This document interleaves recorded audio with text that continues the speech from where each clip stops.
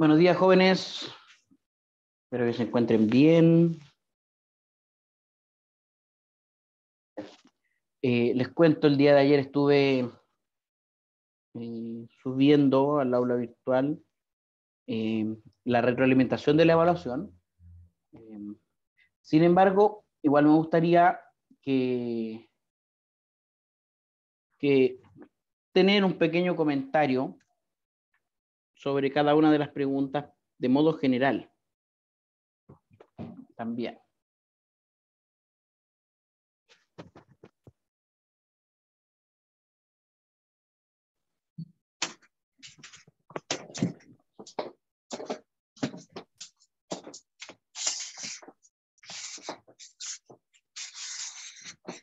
A ver, me está preguntando por semáforos. Muy bien. Taxis. Aquí no hay ningún taxi. Ese quizás es un taxi.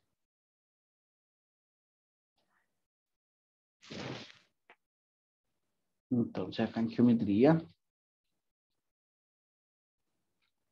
usted en la parte de evaluaciones, en la PEP 1, tenía esta evaluación 1. ¿Ya? Voy a ver la prueba, la previsualización. ¿Ya? Por ejemplo, la primera pregunta dice, considere la siguiente figura. Si ABD es isósceles con base a C, demuestre que, si ABD es isósceles con base a C, lo único que podemos concluir de eso es que AD y BD son congruentes y que los ángulos BAD y ABD son congruentes. Solamente eso. Pero si tengo que demostrar que el triángulo ABC, el triángulo mayor, es isósceles, sí, solo sí, CDA es congruente con BDC, CDA, es decir, estos ángulos que están en el interior son congruentes, solo se ocurre eso. Entonces, tengo que ir en ambas direcciones. Si comienzo con que estos dos triángulos son isósceles, o sea, este triángulo mayor es isósceles, entonces tengo que llegar a la conclusión de que estos ángulos son congruentes. Y esto no es muy complejo. Si esto es isósceles, entonces estos lados son congruentes, estos ángulos son congruentes y por resta de ángulos, el ángulo CAD y CBD son congruentes.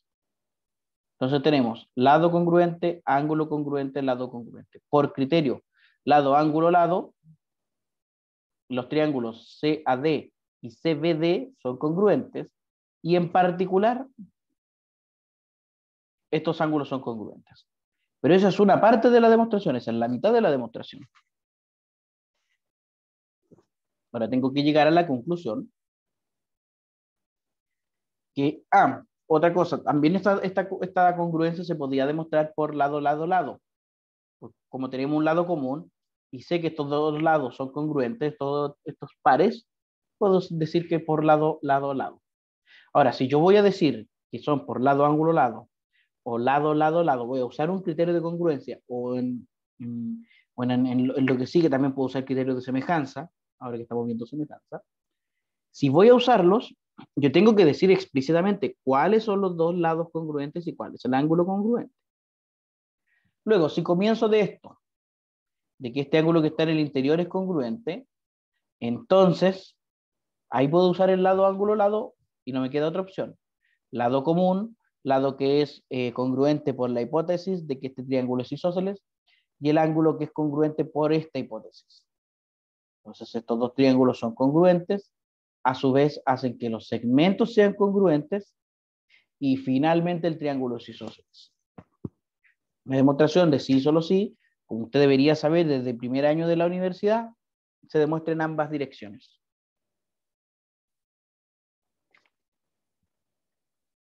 Pregunta número 2.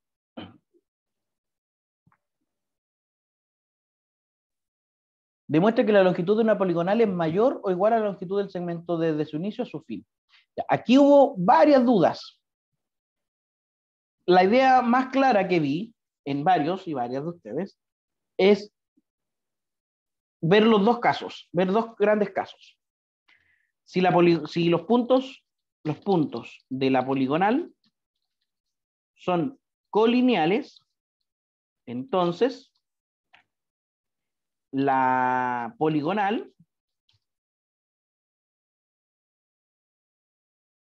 mide igual o es congruente con el segmento que une sus extremos.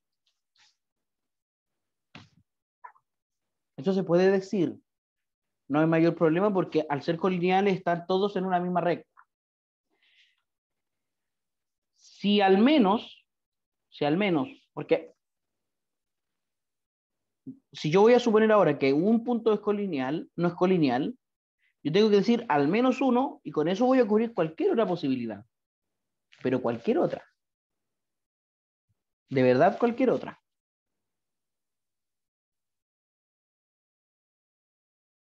En cambio, si digo, si uno no es colineal, ocurre tal cosa. Si dos no son colineales, entonces ocurre otra cosa. Si tres, y si voy en esa casuística, tengo que generalizar en algún momento. Si me quedo con 3 o 4 casos sin generalizarlos, es eso, 3 o 4 casos.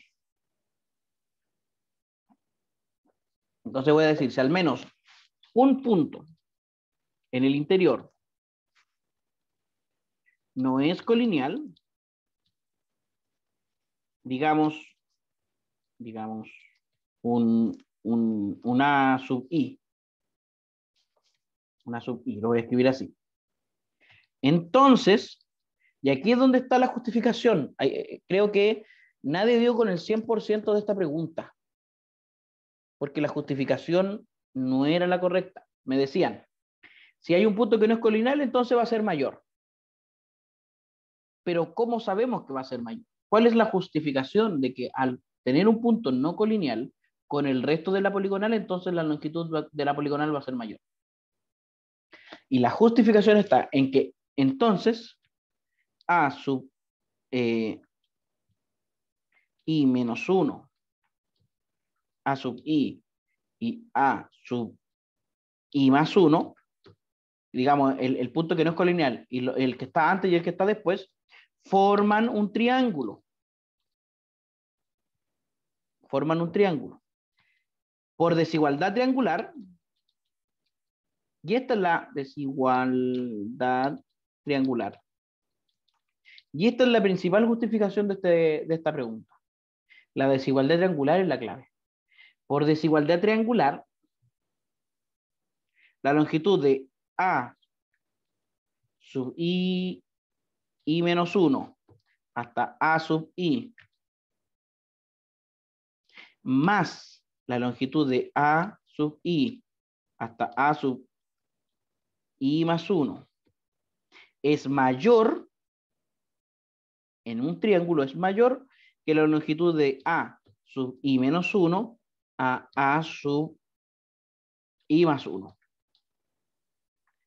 Y por transitividad,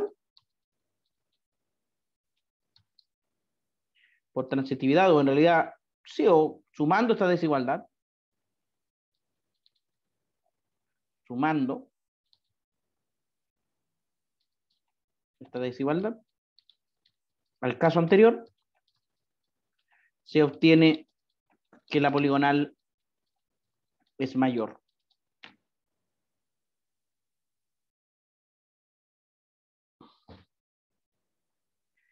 Pero lo que yo estuve buscando en todas las preguntas, y lamentablemente no lo encontré explícito, es que la justificación más importante aquí es por la desigualdad triangular. Puede haberlo escrito usted como quisiera, pero nadie lo mencionó, me llama mucho la atención.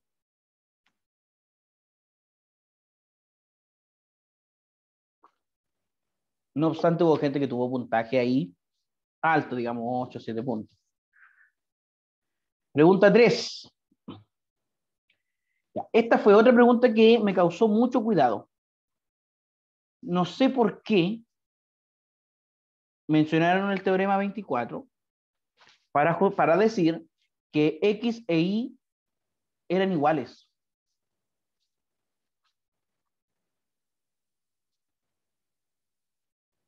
Y eso es raro. Luego me decían, si la longitud de AB es X cuando CD es unidad, entonces la longitud de AB es X veces la longitud de CD. Y no me justificaban eso. Hay que decir por qué. ¿Ya? ¿Por qué?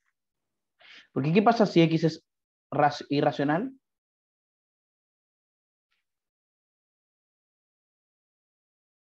¿Mm? ¿Qué pasa ahí con el proceso de medición? Pero aún así, muchos y muchas de ustedes dieron con el clavo de que, bueno, esto quiere decir que CD es I veces EF.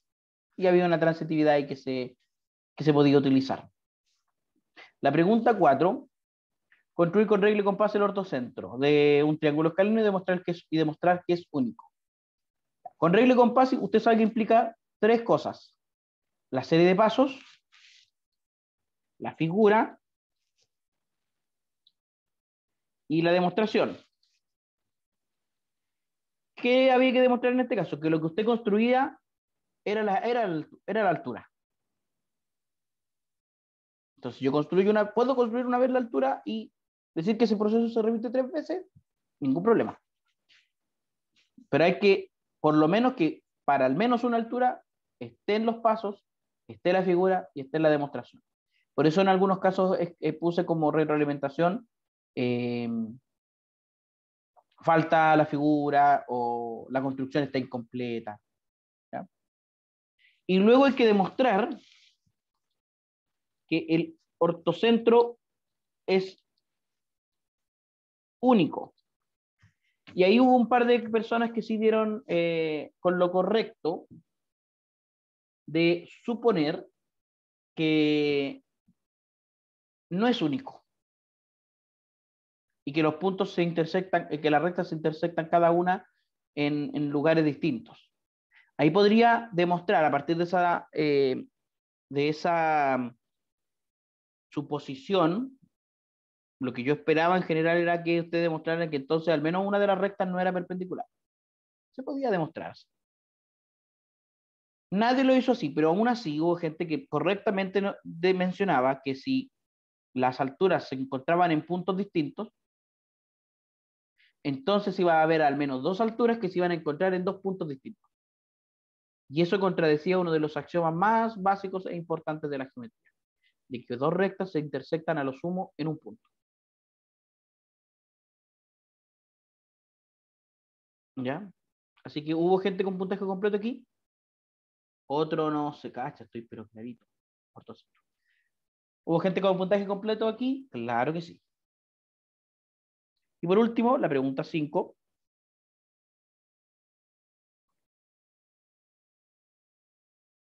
Ya, aquí ojo también. Hay tres afirmaciones que se dan y usted tiene que decir si es verdadera o falsa. Si es falsa, usted va a dar un contraejemplo o debía haber puesto quizás que explique por qué, pero los contraejemplos que dieron están súper bien. Y si es verdadera, demuestre, que es distinto a comprobar o explicar. ¿Ya? Puede que ahí faltase un poquito de rigurosidad. Pero veamos. ABC es isósceles, por tanto, de base a B. Por tanto, AB y BC son congruentes. Así en la figura no parezcan congruentes. Si en la hipótesis dice que son congruentes, yo no tengo por qué suponer que no lo son. Si AB y BD es si BD es bisectriz, por lo tanto, este ángulo y este ángulo son congruentes. Analiza el valor de verdad. Mira, ABD y CBD. ABD y CBD son congruentes. Algunos dijeron que no. Pero fíjate, lado congruente, lado compartido. Y al ser este bisectriz, estos ángulos son congruentes. Entonces tengo lado, ángulo, lado. Son congruentes. ABD y CBD son isósceles. Ya, eso es falso. ABD. Porque implicaría primero que o este segmento y este segmento fueran congruentes, o este segmento y este segmento fueran congruentes, o estos dos. ¿Ya? Y eso ya no se puede, porque al ser bisectriz de un triángulo isósceles, BD es altura también. Así que este ángulo es recto, lo que impide ser congruente con cualquiera de los otros dos. ¿Ya? Así que, ¿y BD es congruente con AC? Claro, porque al ser este isósceles, la bisectriz también es altura.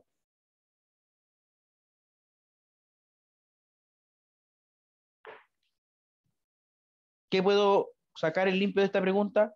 Nunca se deje guiar por la figura, sino que déjese guiar por la hipótesis. Por la hipótesis. Si la hipótesis dice que ese triángulo es isósceles y que ese segmento es bisectriz, entonces tengo que deducir a partir de eso.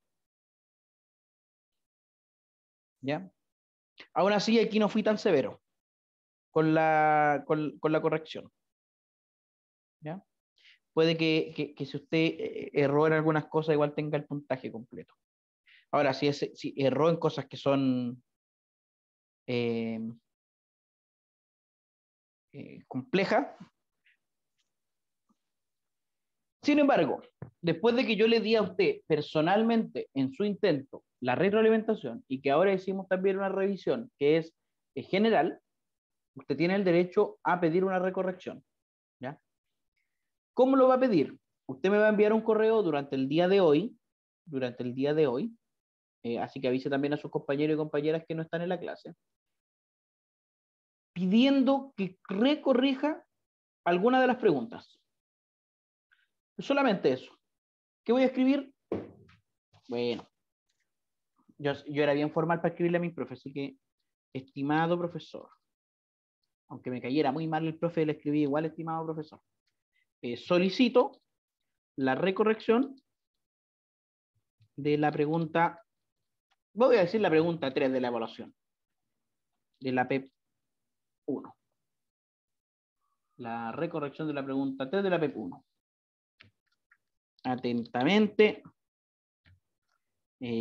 Perico Los Palotes. Solamente eso me escribe. ¿Ya?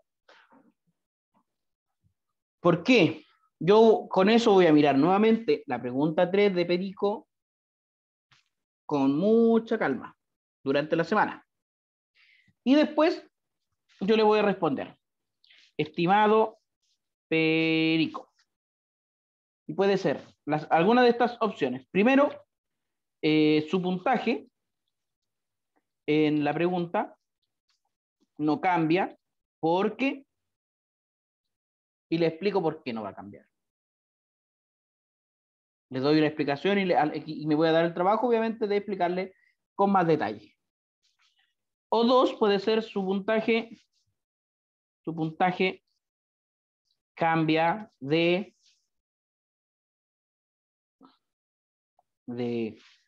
no sé, pues de 2 a 10 puntos puede ser, supongamos que va el puntaje completo, y solo voy a decir que de 2 a 10 puntos, o también puede ser, no sé, pues de 2 a 8, porque, y le explico por qué aún así de que va a subir su puntaje no va a tener su puntaje completo. Finalmente, su nota cambia, o no cambia, puede también, no cambia, a ta. Saludos cordiales. Y aquí algo muy importante. Yo le di a usted una nota y le di un puntaje en cada pregunta. Ese es su piso, ese es su derecho. Si por algún error yo me equivoqué y le asigné más puntaje del que usted debía tener, yo no le voy a bajar la nota. ¿Ya? Que eso hacen algunos colegas como para desincentivar a los estudiantes que pidan una recorrección. Así como, ya, usted me pide recorrección, pero resulta que si yo me doy cuenta que había que bajar la nota, se la bajo. Me parece que eso es ir contra los derechos del estudiante. ¿Ya? Un segundito, jóvenes.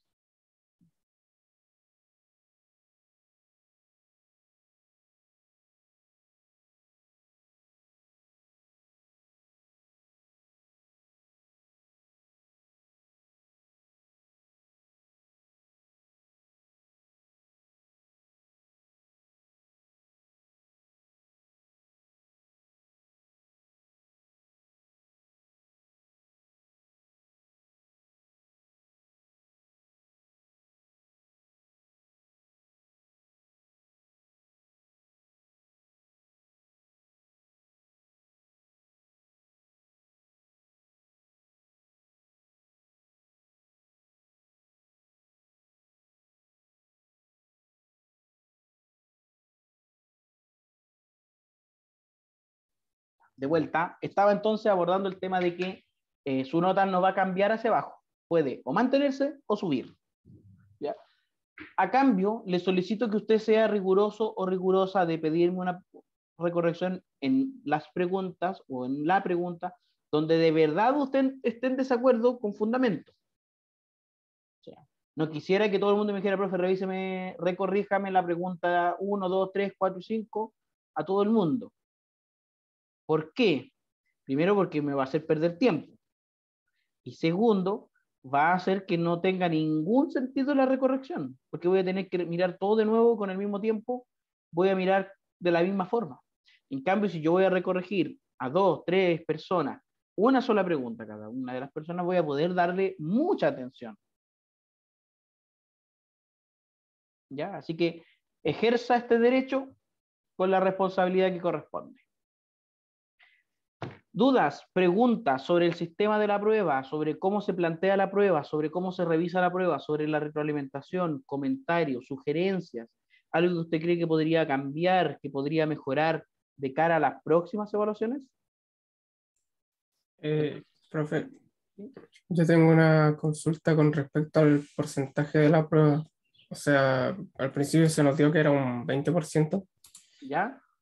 pero no sabe, usted nos dijo que iba a replantear las El, pruebas por respecto al recorte de horario que hubo. un estudiante, espérame, acuerdos que ya, aquí hay unos acuerdos que nosotros tomamos y estos acuerdos yo los voy a respetar, que son con estos porcentajes.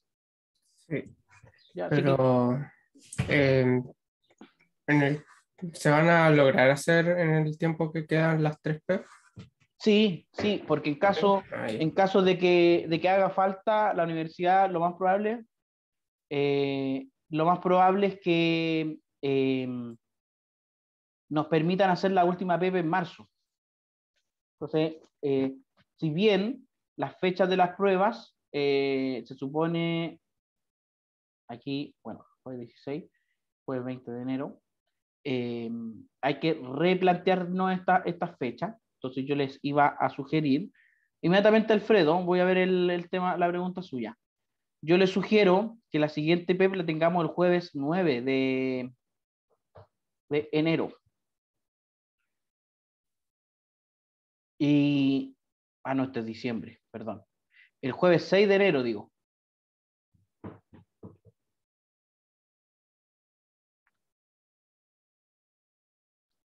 Y que la última PEP la dejemos para el jueves 27 de enero.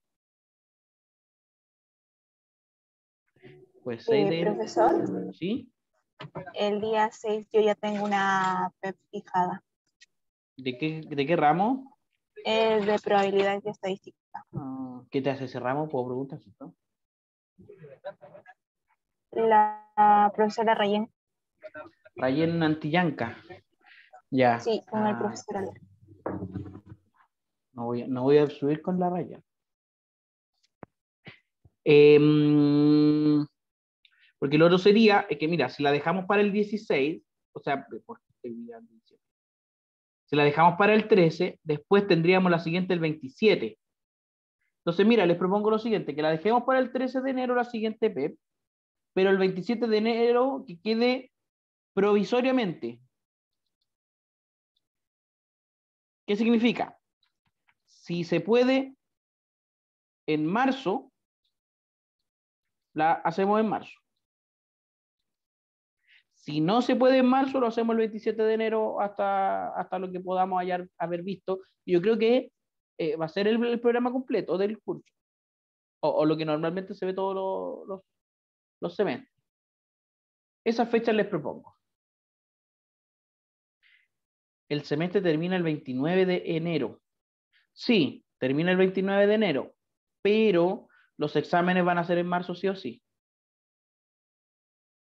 Entonces, dado el poco tiempo, tengo que, digamos, estrujar las fechas lo más que pueda. Por eso propongo el 27 de enero. Si lo hacemos una semana antes, vamos a perder una semana. Y además haremos que entre la PEP 2 y la PEP 3 haya muy poco tiempo. Así que me gustaría saber qué opinan.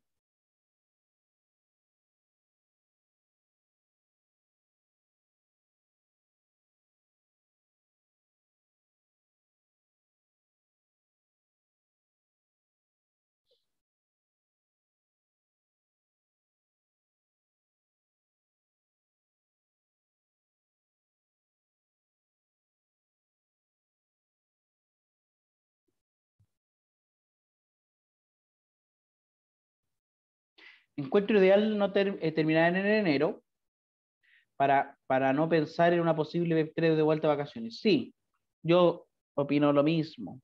Si pudiese ser el 27 de enero, para mí mejor.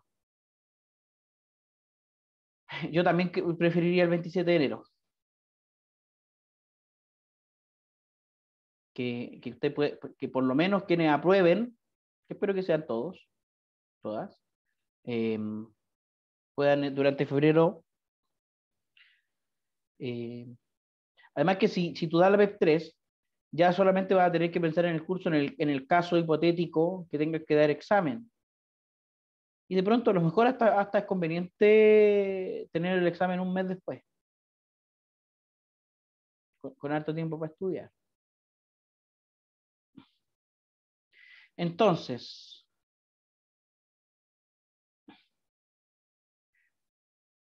a menos que alguien se niegue, dejamos el 27 de enero como una fecha provisoria. Si nos dicen que tiene que ser en la Web3 en marzo, sí o sí, bueno, jóvenes, ahí tendremos que acatar. Pero si las posibilidades nos dan, vamos a hacer todo lo posible para que sea el 27 de enero la Web3.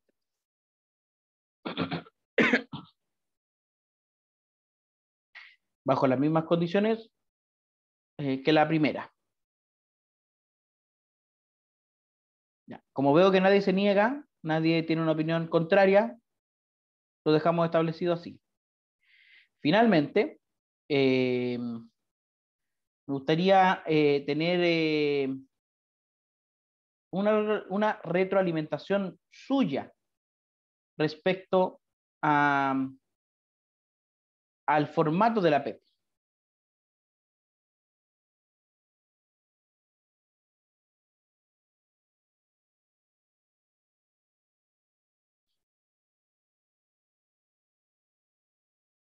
Opiniones.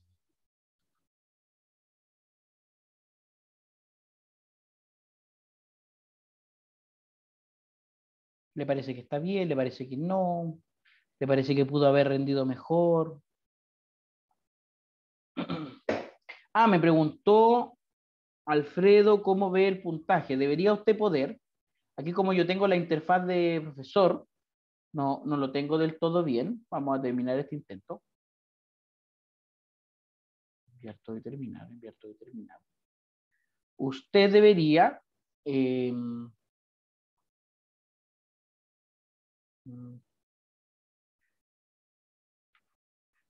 poder ingresar nuevamente aquí a la evaluación y debería poder tener esta opción de revisión. Y ahí en la revisión le va a aparecer un comentario en cada una de las preguntas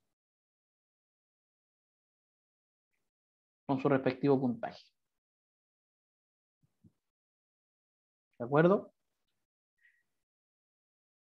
Repito la pregunta. Comentarios, opiniones respecto al formato de la evaluación.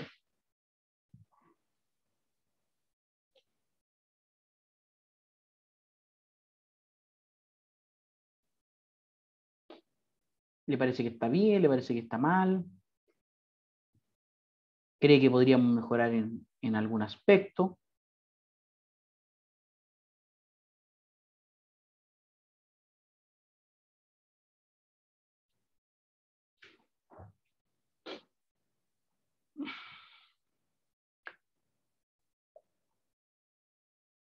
A mí me costó el momento de que se me ocurrieran las preguntas, pero viendo las notas de mis compañeros, el problema es problema mío.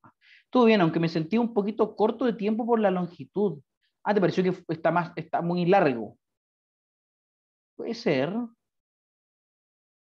sí. Mira, la pregunta del ortocentro era larga, era la pregunta más larga.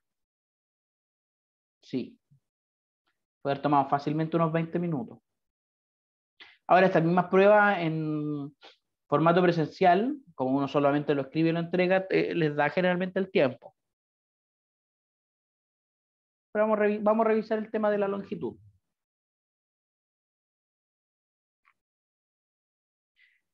Jóvenes, hoy día, bueno, la semana anterior, a partir de los criterios de semejanza, vimos que era muy sencillo demostrar el teorema de Pitágoras, a partir primero del teorema de Euclides, lo que va en contra del currículum nacional. En el currículum nacional primero está el teorema de Pitágoras y después está el teorema de Euclides. Y de hecho el teorema de Euclides se deduce a partir del teorema de Pitágoras. Lo que es bien llamativo. Aquí el teorema de Euclides se demuestra a partir de la semejanza de triángulos. Y evidentemente a partir del teorema de Euclides uno demostraba el teorema de Pitágoras y también su... Ay, pero ¿por qué me pasan esas cosas? Tengo que borrar eso de YouTube entonces. A ver, yo estuve subiendo clases ayer, o a lo mejor puse mal el link. Revisar clase subida ayer. Ya. Hoy por la tarde voy a poder hacer eso porque en la mañana después de la clase con ustedes tengo mucho trabajo. Pero se lo reviso.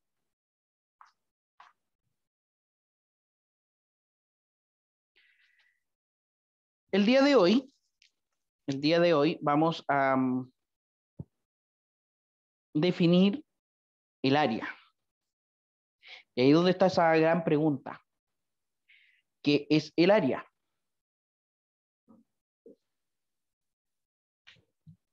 ¿Cuándo tiene sentido el área? Y el área es una función, podríamos entenderlo como una función, que va desde el conjunto que contiene a las figuras planas, no necesariamente polígonos, cualquier figura plana, y que a cada figura plana le asocia un número real,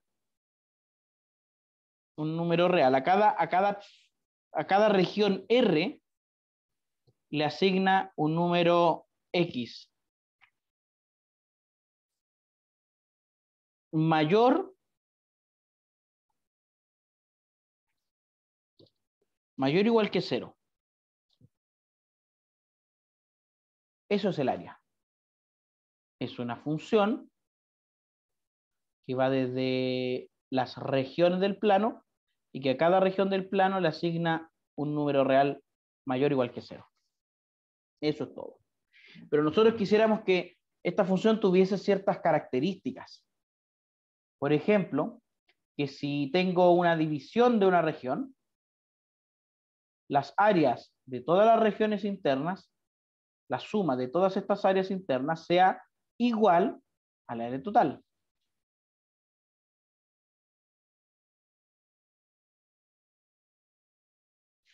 ¿Ya? Entonces, mira,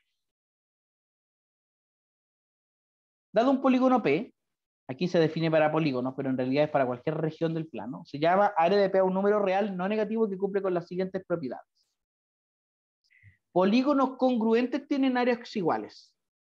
Si P es un cuadrado del lado 1, entonces el área de P es 1. Y si P puede ser descompuesto en la unión de polígonos desde P sub 1 hasta P sub n, de modo que cualesquiera de ellos tienen a lo sumo lados comunes, es decir, esto, aquí tengo una descomposición, tengo a lo sumo lados comunes, entonces el área de P es la suma de las áreas desde P sub 1 hasta P sub n. Esas tres principales características debe tener el área. Puede usted comprobar que al menos la 1 y la 3 se cumplen en el caso de la integral de Riemann.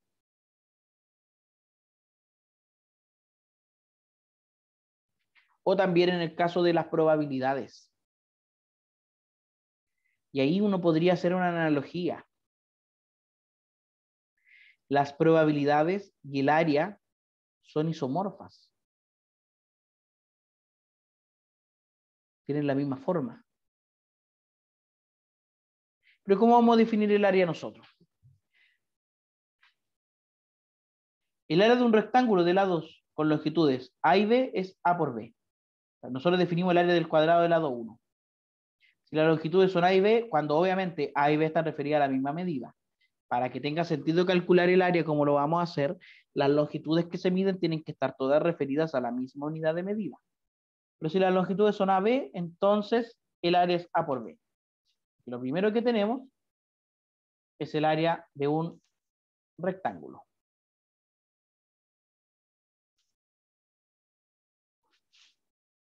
Aquí vamos a poner la cuadrícula y un rectangulito.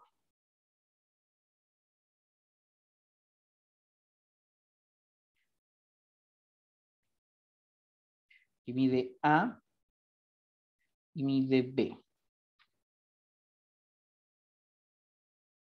Así que el área es A por B.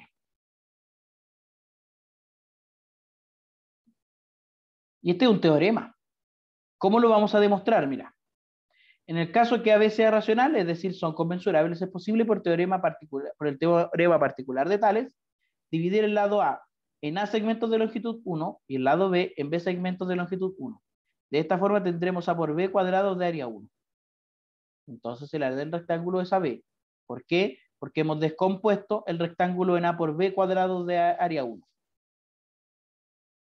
En el caso de que AB sea irracional, por propiedad de Arquímedes existen sucesiones, puesto que los irracionales son límites de sucesiones racionales, tales que puedo acotar superior e inferiormente.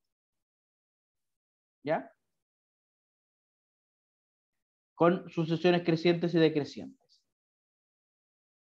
Finalmente, en cualquier caso, el área siempre va a ser A por B. Esta es la única gran demostración que requiere cierto cuidado. Porque si sé que el área de un rectángulo de lados AB es A por B, lo demás es muy sencillo. Por ejemplo, el área de un triángulo rectángulo es el semiproducto de sus catetos cuando están referidos a la misma unidad de medida. Vamos a suponer un triángulo rectángulo de catetos A y B. ¿Ya? Catetos A y cateto B. Y demostrar que su área es A por B dividido 2 no es muy difícil. Porque si copio este rectángulo acá, sobre este triángulo rectángulo, voy a obtener dos triángulos rectángulos congruentes de catetos A y B. Por tanto, usando la primera propiedad del área, figuras o polígonos congruentes tienen área congruente. Así que estas dos áreas son equivalentes. Pero estas dos áreas sumadas son el rectángulo de lados AB. Y por la propiedad 3 de la descomposición, la suma de las dos áreas es A por B, porque es el área del rectángulo. Entonces, como la suma de las dos áreas es AB y las dos áreas son iguales, evidentemente el área del triángulo rectángulo es A por B dividido en 2. Yo estoy diciendo esto de forma verbal, pero la idea o el ejercicio que se propone es que usted escriba estas demostraciones. Mira, el área de un paralelogramo es igual al producto de las longitudes de su base y su altura, cuando estas están referidas a la misma unidad de medida. Aquí se explica, mira. Sea el paralelogramo ABCD de base B y altura H, como muestra la figura, se determina un punto E' tal que CE es congruente con DE, CE' es congruente con DE, por axioma de copia de segmentos. BE es congruente con AE, por axioma de copia de segmentos, y CB es congruente con DA por propiedad de paralelogramo. Así que estos dos triangulitos de aquí son congruentes por el criterio lado, lado, lado. Luego, el área del polígono ABCD es igual a la suma del triángulo AED y el polígono EBCD. Es decir, este polígono más este triangulito. Este polígono AE'C es un rectángulo con área B por H, porque tiene lados B y lado H. Es decir, el área de ABCD es B por H. Nuevamente, si tengo el área del rectángulo, es bastante sencillo eh, demostrar que el área del paralelogramo es la altura por la base. Así, el teorema 51, muy sencillo de demostrar que el área de un triángulo cualquiera es el semiproducto de su base y su altura, cuando están referidas a la misma unidad de medida. ¿Ya? Y con esto nos vamos a quedar el día de hoy porque les voy a pedir que lo demuestren. Vamos a hacer dos grupos.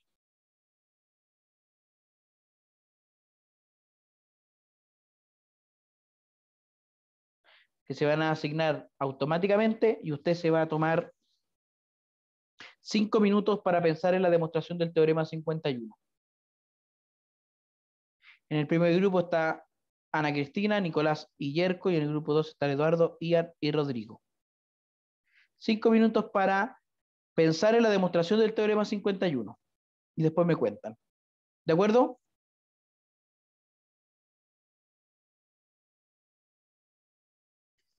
Si no, tal vez.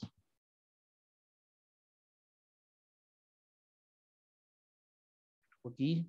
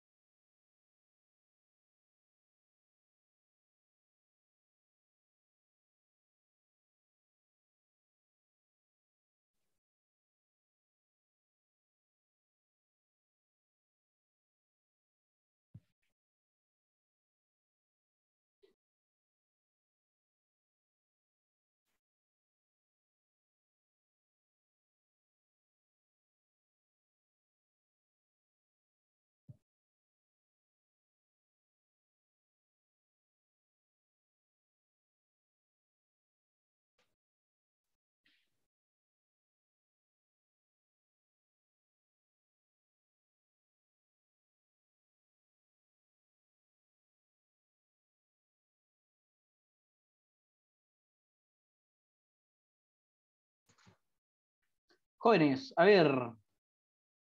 Grupo 1, Ana Cristina, Yerko, me parece que estaban en ese grupo. ¿Qué idea tuvieron para demostrar que el área de un triángulo cualquiera es el semiproducto de la altura por la base?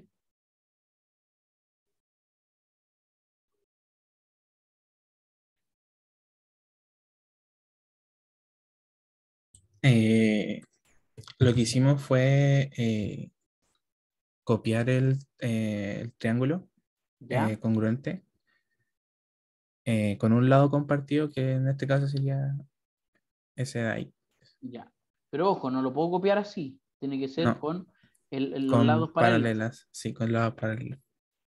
¿Ya? ¿Y con eso qué logro? Se forma un paralelogramo y como ya conocemos ya está demostrada la área de un paralelogramo, que es altura por base. En este caso, como está duplicado el triángulo, va a ser la mitad de esa área. De acuerdo. De acuerdo. Grupo 2, Rodrigo. La verdad, similar, pero estábamos como más guiados por el teorema 49, o al menos fue la idea, la única idea que surgió, El teorema 49. en donde al hacer una altura estaríamos formando Dos un triángulos triángulo, rectángulos. dos triángulos rectángulos, eso. También es interesante porque aquí tenemos, por ejemplo, este triángulo. Al hacer la altura, se generan obviamente dos triángulos rectángulos y hay que tener ojo que si a este le llamamos, por ejemplo, B sub 1 y a este B sub 2 y a este altura, claro, sabemos que la del primer triángulo es altura por B sub 1 y la segunda altura por B sub 2. Y ahí se puede factorizar la altura y voy a tener la altura por B sub 1 más B sub 2, que a su vez es la base. ¿Sí? ¿Algo así? Sí, Son dos formas distintas, pero correctas. Muy bien, jóvenes. Vamos a dejar la clase hasta aquí. El día de mañana vamos a ir con los teoremas de área. Vamos a vamos a terminar con la fórmula de Herón y con un teorema bien interesante respecto a triángulos que comparten un ángulo en común, pero no necesariamente los lados. Y se dan aquí algunas cosas interesantes. Eso sería la clase de mañana. Por mi parte, sería todo. Cuídense, pórtense bien, acuéstense temprano. Hágale caso a la mamá. Y nos vemos. Chao, chao. chao, profe.